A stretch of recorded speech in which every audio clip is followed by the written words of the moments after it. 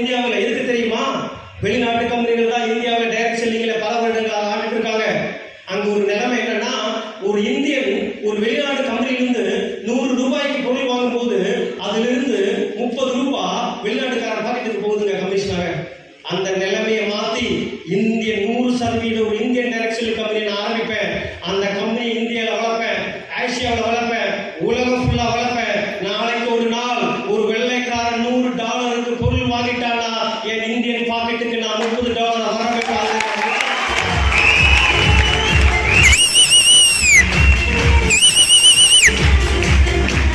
அதுதான் என்னோட விஷயம் சொன்னாரு. இந்த கம்பெனி ஆரம்பிச்சிட்டாங்க, அந்த ஒரு வார்த்தை தான் பிசினஸ் ஆரம்பிச்சேன்.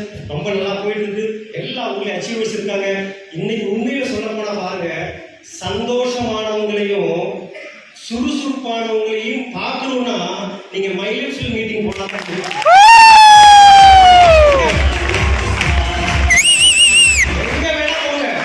நிறைய பேருக்கு ஒரு சந்தேகம் இருக்கும். ஆமா, நான் எதுக்கு பிசினஸ் பண்ணுவோம், நல்லா தான் போயிட்டு இருக்கு, நான் நல்ல ஒரு வேலைக்கு போயிட்டு இருக்கேன், நல்ல ஒரு ஜோப் இருக்கு, நல்ல ஒரு பிசினஸ் பண்ணிட்டு இருக்கேன், நான் ஏன் மைலேஜ் பிசினஸ் பண்ணணும்னு நிறைய பேருக்கு சந்தேகம் இருக்கும். அதுக்காக மட்டும் நான் சொல்றேன், நான் ஏன் இந்த பிசினஸ் பண்ணணும். எல்லாரும் நல்லா வாழ்ந்துட்டு இருக்கிறவங்க தான். ஒன்னும் யாரும் நான் கஷ்டப்பட்ட மாதிரி நான் கஷ்டப்பட்ட மாதிரி எவ்வளவு கஷ்டப்பாடு இப்ப இல்ல, நல்லா வாழ்ந்துட்டு தான் இருக்கோம். பட் இருந்தும் நாம ஏன் இந்த பிசினஸ் பண்ணணும்? மக்கள் 2 விதமான வாழ்க்கை இருக்குன்னு சொல்றாங்க. ஒன்னு வந்து சாட்டிஸ்ஃபைடு லைஃப், இன்னொன்னு சாக்ரிஃபைஸ் லைஃப். 2 வாழ்க்கை வாழ்ந்துட்டு இருக்காங்க.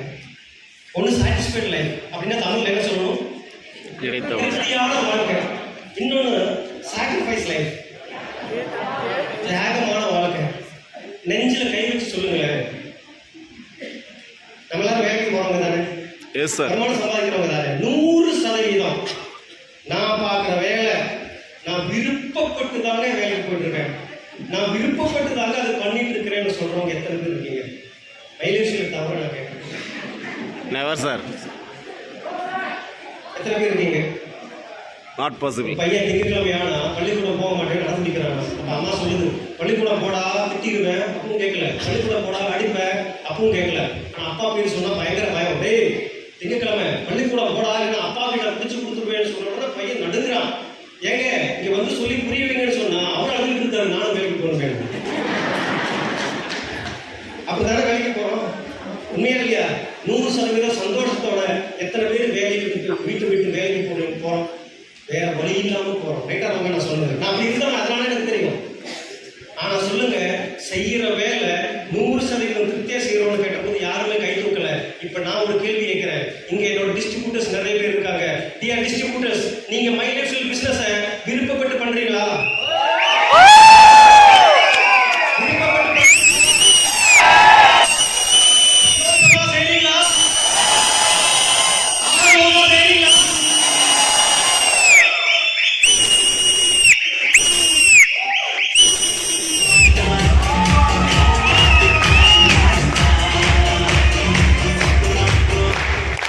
உண்மையிலே சந்தோஷமான ஒரு குடும்பத்துக்குள்ள இதுக்கு மேல இருக்கிற வாழ்க்கை வாழணும்னா ஒரு சந்தோஷமான குடும்பம். நாங்க ஒரு தொழிலா பார்க்கல.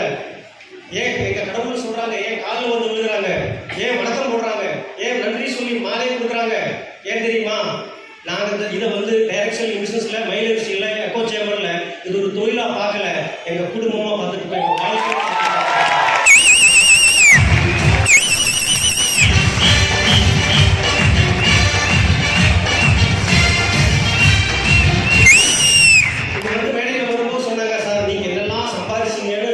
சொல்லுங்க மேடையில் வந்துட்டு.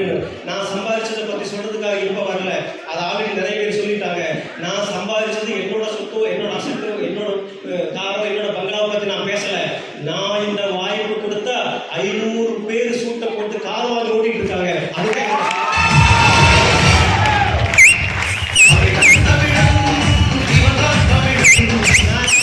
வாய்ப்பு கொடுத்த 50க்கு பேர்பட்ட நபர்கள் ஒரு வாரம் 2,10,000 வாங்கிட்டு இருக்காங்க. அதுதான்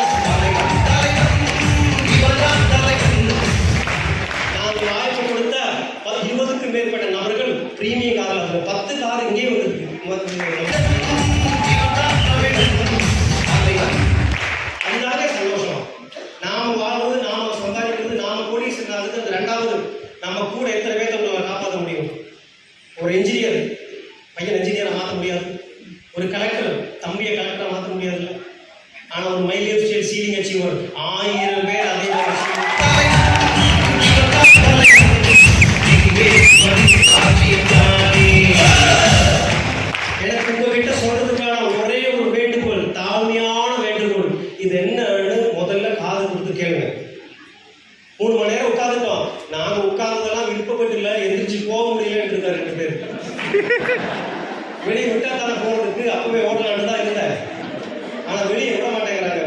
அப்படின்னு. அந்த மாதிரி வேற வழி இல்லாம இருந்தாலும் பரவாயில்ல, இந்த மீட்டிங் முடிச்ச பிறகு நாளைக்கு காலையிலேயே உங்களை அழைச்சிட்டு வந்திருப்பாரே ஒருத்தர். இன்னைக்கு காலையில் மாதிரி தான் பார்ப்பீங்க எல்லாரும், எவ்வளோ வர்ற மாதிரி மீட்டிங் கூப்பிடுறவங்களை நான் அப்படிதான் பார்த்தேன், அதனால சொல்றேன். ஆனா அவங்கள தான் போட்டோ வச்சு கும்பிட்டு இருக்கோம் 3 வேளை.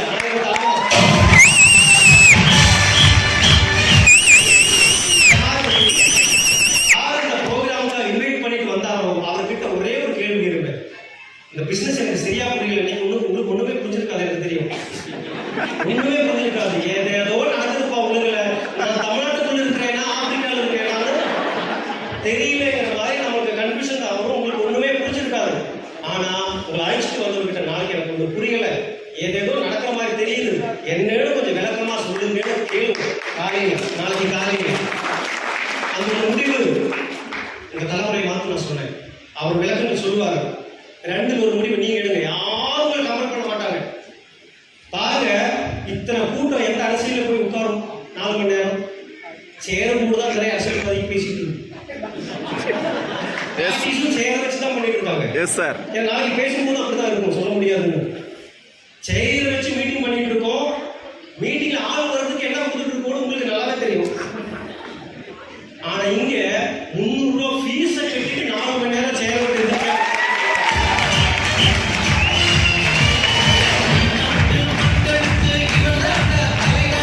இந்த 4 மணி நேரம் உங்களுக்கு வீணா போகக்கூடாது.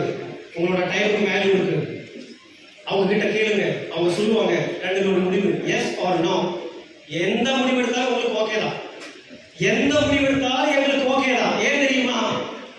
மைலேஜ் மார்க்கெட்டிங் பிசினஸ் அப்படிங்கிறது காலத்தின் கட்டாயம். இந்தியாவில் இருக்கின்ற 142 கோடி மக்களும் இதுல வந்துதான்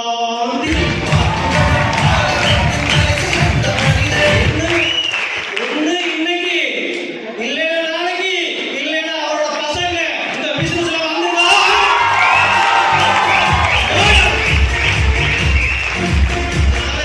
ஒரு நாளைக்கே பிசினஸ் தொடங்கலைன்னு யாரும் கவலைப்பட போறது இல்லை.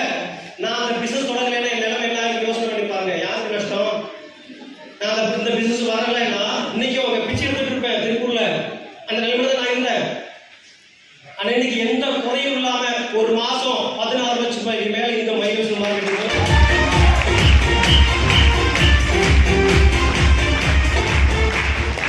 என்னால முடியுதுன்னா உங்க நாட்டுல ஒரு முடிவோட தான் வந்திருக்கோம். நாங்க இந்த ஏரியாவில் நீங்க பாருங்க, நிறைய அச்சீவ்மெண்ட்ஸ் கை தூக்குறாங்க, மேடையில் ஏறினாங்க.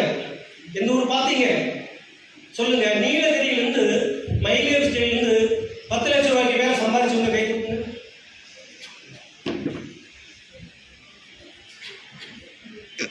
யாருமே இல்லை. மேட்டுப்பாளையத்துல 10 லட்சம் ரூபாயில சம்பாதிச்சவங்க யாருமே இல்லை. வடபள்ளி கோயம்புத்தூர் இங்க நோ.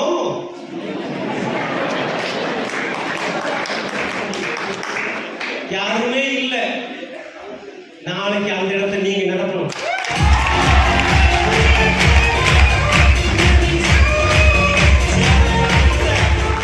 நாளைக்கு அந்த இடத்தை நீங்க நடத்தணும். அதுக்காக தான் நாங்க வந்திருக்கோம், உங்களை சப்போர்ட் பண்ணிருக்காங்க. தயாரா? ரெடியா இருக்கோமா? இங்க ஒரு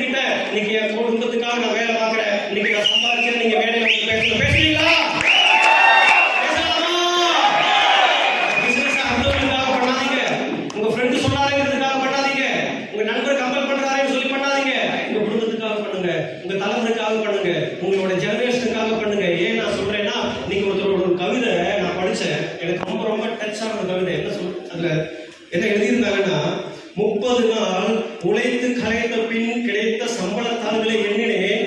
முதல் தாளில் பால் கடைக்காரன் முகம் தெரியுது, 2வது தாளில் அரிசி கடைக்காரன் முகம் தெரியுது, 3வது தாளில் டியூஷன் டீச்சர் முகம் தெரியுது, 4வது தாளில் எலக்ட்ரிசிட்டி போர்டோட பேர் தெரியுது, 5வது தாளில் ஆஸ்பத்திரியோட முகம் தெரியுது, 6வது தாளில் என் கடன்காரனோட முகம் தெரியுது. அத்தனை தாள்களை எண்ணியும் என் குழந்தை முகம் ஒரு நோட்டில் கூட பார்க்க முடியலையே.